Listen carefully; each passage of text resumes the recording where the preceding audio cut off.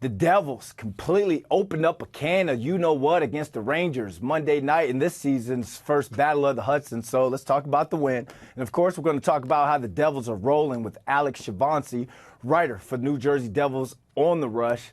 Alex, what's going on, my man? How you feeling? Not bad. How about you guys? I'm feeling good over here, man. Let's get straight into it because the Devils were absolutely dominant against the Rangers on their home ice. What's your takeaways from the win, my man? Yeah, so I kind of saw that one coming just based on the way the Rangers have been playing the last few games. They had lost 5 out of the last 6 heading into last night's game, and they did not look good in a lot of those losses. They were giving up a ton of chances, specifically off the rush. And that's one of the Devils' strengths offensively is they can create a ton of offense off the rush. And you saw it in the first couple minutes of that game. The Rangers gave up a couple of 2-on-1s, a couple of odd man rushes, and then Jesper Bratt capitalized about a minute half into the game. And it just kind of set the tone for the way the rest of the game was going to go. The Devils were just a lot better off the rush. Looked a lot faster than the Rangers for a good part of that game, especially at 5-on-5. I just think, right now the Rangers are in probably the worst stretch of their hockey this season, and the Devils, they're playing at their best right now. Their 5-on-5 offense has improved.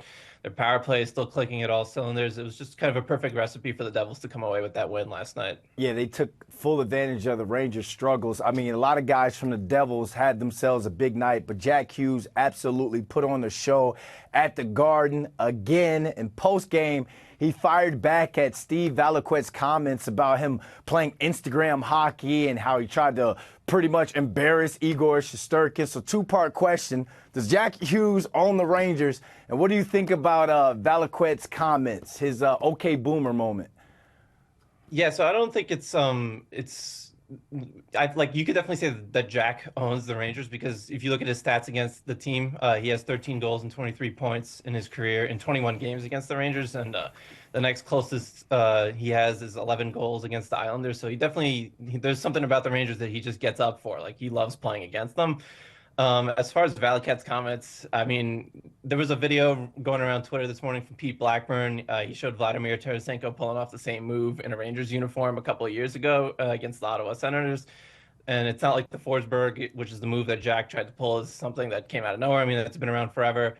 It just felt like Valiquette was probably upset with how the Rangers were playing that game, and especially since it was against the Devils, and he was kind of hating. I saw like Jack after the game said, "I don't even know what that means," and kind of agree with him on that. Trying to put my bias aside, but I mean, people pull off, kind of cool tricks on breakaways all the time. The whole point of a breakaway is to embarrass the goaltender. And to Shesterkin's credit, he stuck with Jack and he made the save. He didn't bite on Jack's move, so it's not like he got embarrassed to begin with. I thought he kind of blew that whole sequence out of proportion, and it was really not that big of a deal. Yeah, anytime the younger generation comes out and they're like, I don't even know what that means, to a comment that an older generation guy has come out and said, that's their, pack it up with that back in my day moment. I saw nothing wrong with it. Let's talk about the Devils, man, and how this team is well put together. It seems like they're gelling. 7-3 in their last 10, 17-9-2 in the season, and they're tied with the Wild and the Jets for the most points in the league.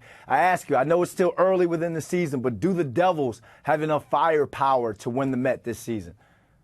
Yeah, it certainly looks like it. The only thing that's kind of working against them right now is the top teams in the Metropolitan Division look really good, specifically the Washington Capitals and the Carolina Hurricanes. The Hurricanes have been struggling a little bit more lately because they're without their top 2 goaltenders, but I think once those guys get back from injury, shouldn't be much of an issue. They look like a really good team, and the Capitals are 17-6-1, I believe, coming into this before last night's game, and they just beat the Devils a couple of nights ago as well. When I came on the show a couple of weeks ago, I said the Devils 5-on-5 offense could improve, and it's taken a big step forward in the last couple of weeks. They look like a legit 5-on-5 offensive team now.